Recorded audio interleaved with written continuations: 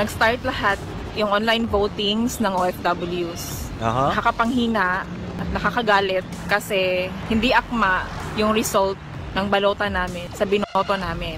Which is may mga resibo lahat. Hindi daw po akma ang kanilang mga binoto doon po sa mga naging resulta ng kanilang pagboto. Naku, yari tayo dito mga lodi. Bukang eto na yon. Out of 12 na binoto ko, yung pumasok lang is 3 or 4. Grabe! Anak ng tinapay, napakalaking discrepancy nito.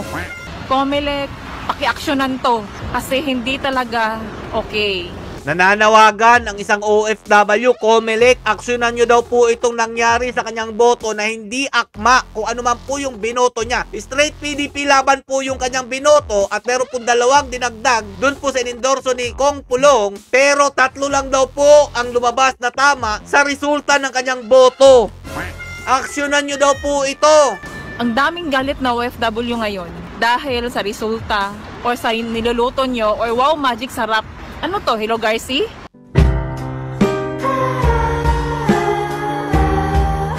Yo, what's up mga Lods? It's Miguel Peps TV. Welcome back po sa ating channel. Ito na nga po mga Lodi. Nag-focus na nga po yata ang Comelec. Dahil kung maaalala nyo mga Lodi, itong mga machine para paraphernalia na ginagamit po sa pagboto, namataan po dito sa amin sa Davao City, Buhangin area po. At eto nga mga Lodi, no, mukha nga po talagang may ginawa pong kalokohan itong Comelec. Dahil ang mga kawawa nating mga OFW nagre-reklamo na po dahil mukha daw pong dinaya ang kanilang boto. Umpisa na po kasi ng eleksyon o botohan dyan po sa ibang bansa para po sa ating mga kababayang OFW. Paano po ito mapapatunayan ng Comelec na wala nga pong nangyaring dayaan, na meron po tayong isang IT expert na nagpapaliwanag po na meron nga po talaga silang ginagawang kalokohan. O eto mga Lodi, umpisan po muna natin itong anomalyang paglalagay ng mga Comelec paraphernalias dito po sa isang private property. At sabi po mga Lodi, rinig-rinig lang po natin na ito pong may-ari daw po ng private property na ito mukha pong may kinalaman po sa eleksyon dito sa amin sa Davao City. Hindi pa po yan confirm mga Lodi ha, naririnig-rinig lang po natin yan. Pero malalaman natin kalaunan ang tunay na kasagutan yan, bakit doon po nila nilagay. At eto nga po, umalma po ang isang kagawad at nagtaka po siya bakit doon nga po sa lugar nila nilagay ang mga machine na gagamitin pagdating po ng eleksyon. Pakinggan nyo mabuti mga Lodi. Itatranslate ko lang po sa inyo kung ano po yung sinabi ng isang kagawad dito sa amin sa Davao, Buhangin. Kuan sir, among gipangutana first jud nga nganong anaaman din ha sa compound ninyo or sa inyong balay nga nakabutang ang mga election paraphernalia dapat nasa warehouse. Tinanong daw po ni kagawad, bakit daw po nandyan po sa private property? Ang sabi po nila, dapat daw po nasa isang warehouse yan. At eto nga po mga Lodi ni chairman, sumagot po about yan. Kasi nga daw po mga Lods, wala daw po pumapayag na warehouse na maglalagay lang daw po ng ilang araw sa kanilang mga Comelec paraphernalias para sa darating na eleksyon. Wala bang lakas ang administrasyon para pilitin itong mga may-ari ng warehouse na makilagay lang po o makisuyo lang, pang ilang araw lang naman yan? Wala ba talaga pumayag? Yun po diyan pala magtataka na kayo yung pamemwersa nga ninyo, nagawin to, gawin yan. Wala na nga kayong batas-batas. Ngayon, eleksyon, hindi nyo mapakiusapan yung mga may-ari ng warehouse na ilang araw lang? Wow! According to Ruby Jane Apolinario, nangita daw sila og warehouse nga kabutangan sa election paraphernalia, pero apan walay musugot nga warehouse owner short term ang pagbutang, so dapat daw long term daw. Mautong na butang din sa ilahang compound. Ayun. Sino kaya yun si Ruby Jane? Yun po yung sinasabi ko sa inyo mga Lodi. Wala daw pong pumapayag na mga warehouse na short-term transaction. Ang palusot po ni chairman, pakinggan po natin. Okay to. Yung pong transmission device katulad ng Starlink, yan po ay mga transmission equipments lamang. Wala po yung counting equipment. Hindi po yan mga machine na bumibilang. Wala po itong effect whatsoever sa pagboto natin at pagbilang. Wow! Magiging panatag naman po pala tayo sa sinabi ni chairman. Hindi naman po ito makaka-apekto yung mga pinaglalagay doon sa private property pagdating po sa bilangan. Kasi nga daw po, ito yung mga Starlink antenna lang daw po na magbibigay ng transmission para po magkaroon ng internet. Ayan po. Kung hindi po ninyo alam ang Starlink, yan po ay yung kay Elon Musk na gumagamit po ng signal para po magkaroon ng internet connection ang mga malalayong lugar, mga Lodi, dahil napakalakas po ng signal niyan.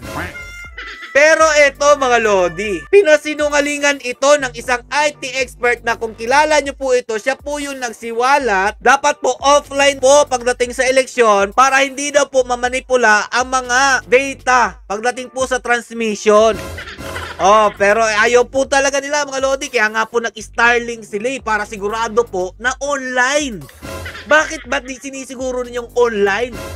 O eto mga Lodi pakinggan nyo mabuti ang isang IT expert.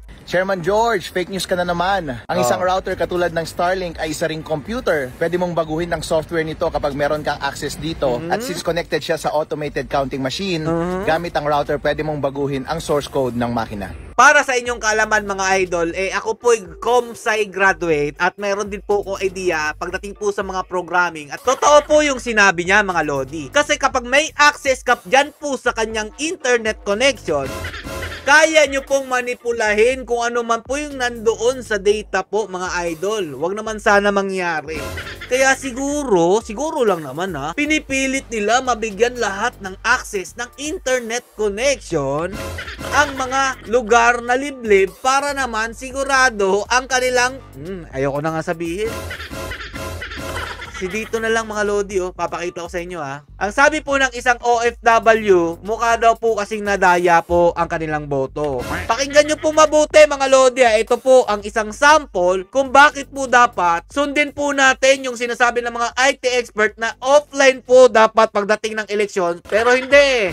At mga Lodi hindi lang po itong si Lodi na IT expert ang nagsabi niyan. Pati po yung mga IT expert sa ibang bansa, ganun din po ang kanilang naiisip pagdating po dito.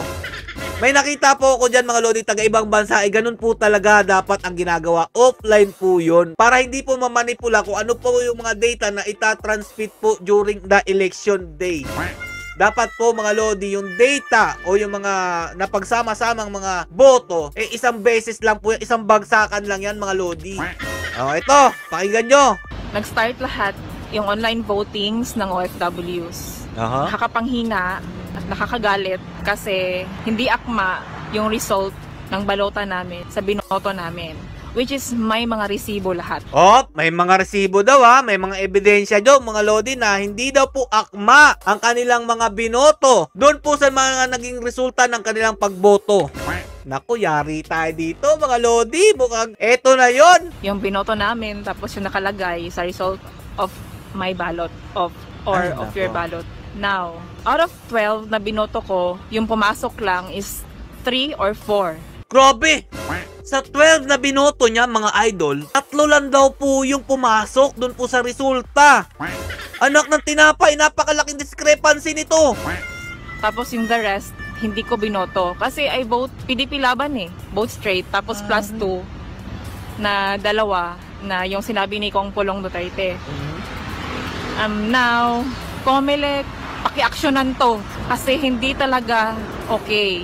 Nananawagan ang isang OFW, Comelec, aksyonan nyo daw po itong nangyari sa kanyang boto na hindi akma kung ano man po yung binoto niya. Straight PDP laban po yung kanyang binoto at meron po 2 dinagdag doon po sa inendorso ni Kong Pulong, pero 3 lang daw po ang lumabas na tama sa resulta ng kanyang boto. Aksyonan nyo daw po ito.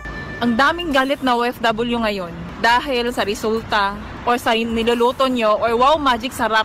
Ano to, Hello Garci? Grabe.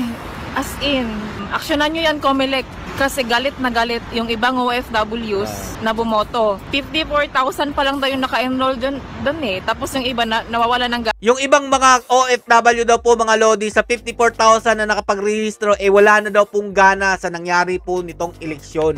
Hindi po tugma ang kanilang binoto doon po sa naging resulta.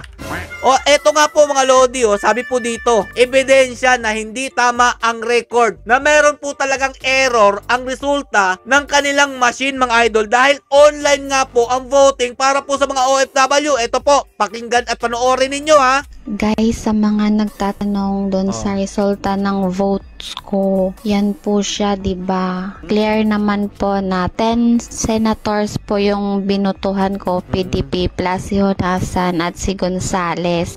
And the 30 Youth Party List. Pero nang chinek ko po sa QR code, ito po yung lumabas. Merong si Brosas, si Bato, marami, si Cayetano, si Lito Lapid. Yung mga hindi ko naboto ba, nagtataka ako, nagugulan ako, bakit ganyan? Ito. Explain ko po sa inyo mga Lodi Yan po ay isang source code o programming code mga idol. Kung makikita nyo, merong mga sign, open and close, parenthesis. Yan po ay isang source code. Kaya ko po sinabi sa inyo na meron po talagang error dahil pagtingin daw po niya sa kanyang result mga Lodi, sa QR code na sinasabi po niya, yung source code po ang lumabas na mga nasa listahan po ng tumatakbo bilang senador or mga party list ng ating bansa. Parang ang dating, hindi po perfect ang pagkakaprogram nito pong ginawa po nila para po sa election. Mukhang may nag-e-edit po kasi lalabas lang naman po itong error na to kapag meron po kayong binago sa source code mga idol. Sa aking pananaw lang naman yan kasi gumagawa rin po kami ng website dati. Kapag nagkamali po kayo ng isang sign, yan nga po, lumalabas po yung source code. Source code po yan mga Lodi programming code po yan. Paki-correct na lang po kung mali ako mga Lodi sa Comsci graduate Kayo po, magagaling kayo Pero ito po talaga ang punto dyan. Kung hindi po nila nakita ang tamang resulta ng kanilang mga binoto, meron po talagang pagkakamali o error dito sa ginawang botohan dyan po sa ibang bansa para po sa ating mga kababayang OFW. Pero ano po ba talagang itutugon ng COMELEC dito sa mga nangyayaring kababalaghan pagdating po sa eleksyon?